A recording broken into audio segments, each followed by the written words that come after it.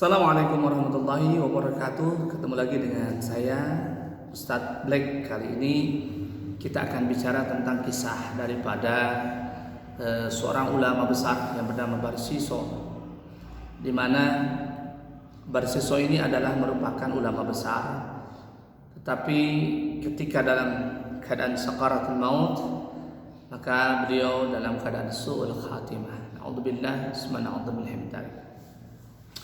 Baik, Barsiso ini adalah seorang ulama di mana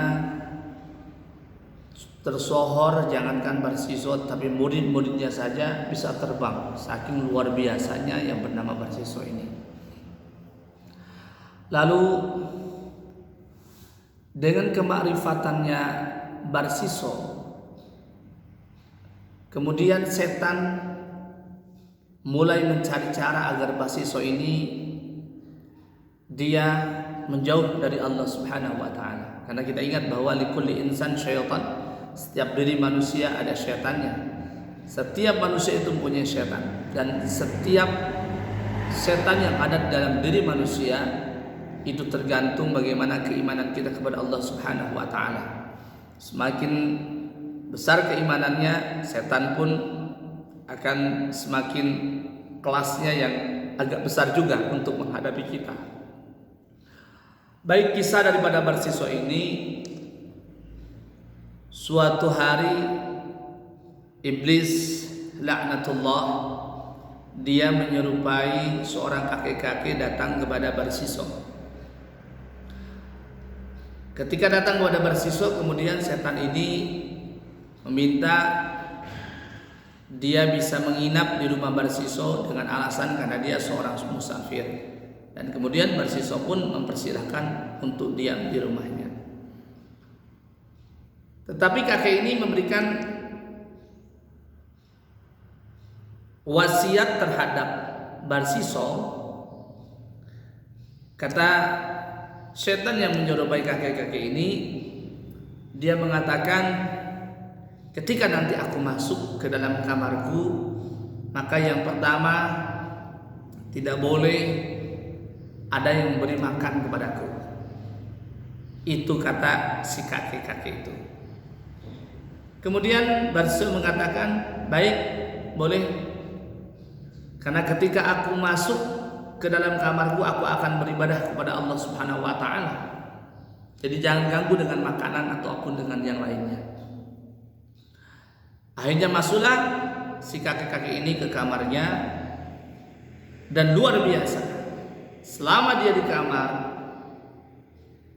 dia tidak pernah dikasih makan apapun. Barsiso bertanya-tanya dalam dirinya, ini kakek-kakek ini kok bisa ibadah kepada Allah seperti itu? Saya pun tidak bisa seperti itu.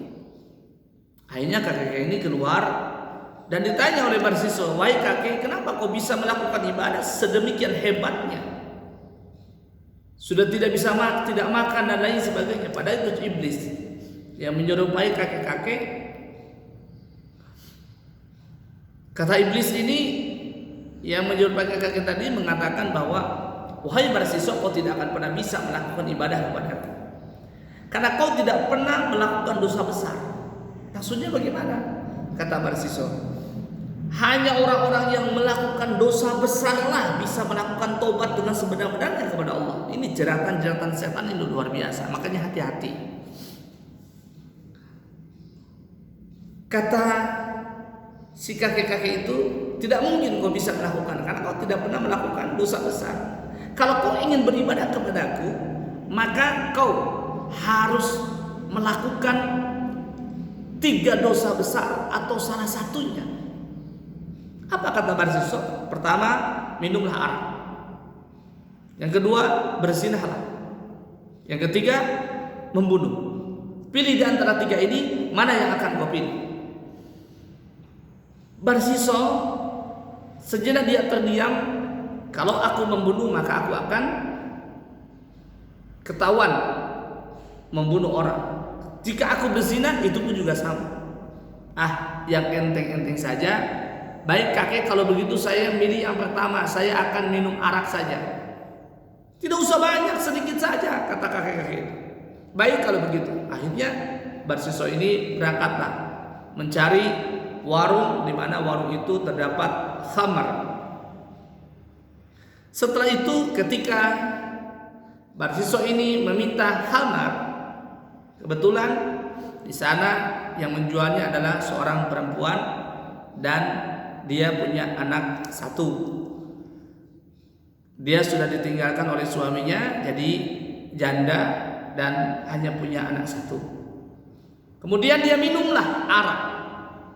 Ketika minum arak, maka dikatakan di dalam sebuah hadis bahwa khamar itu adalah khamrul khaba'is, ummul khaba'is, artinya biang daripada kesalahan. Ketika Barsiso ini minum arak, maka hilanglah akalnya. Ketika sudah hilang akal, akhirnya naudzubillah summa naudzubillah min dzalik, maka perempuan yang menjual arak pun itu dizinahi oleh dia. Lalu dia bunuh karena dia ketakutan karena ketahuan oleh orang lain, maka dibunuhlah. Kemudian dia melihat ada anak yang satu, ketakutan juga dia, agak takut anak ini nanti akan bicara, akhirnya dibunuh.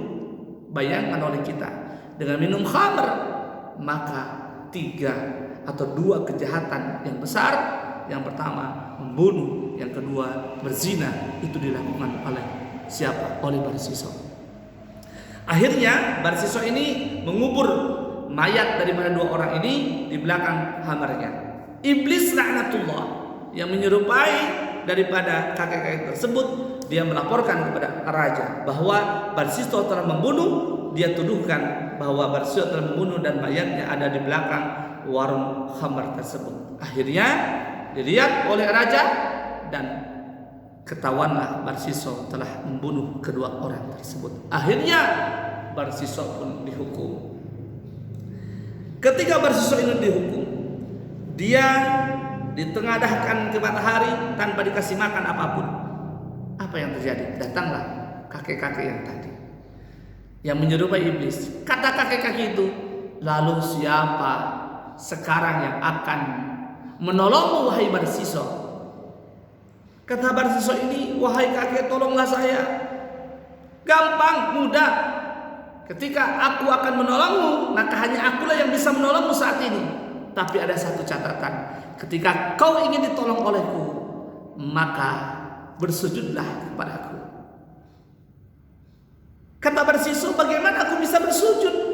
Tanganku sekarang ini sedang dalam tanda diikat.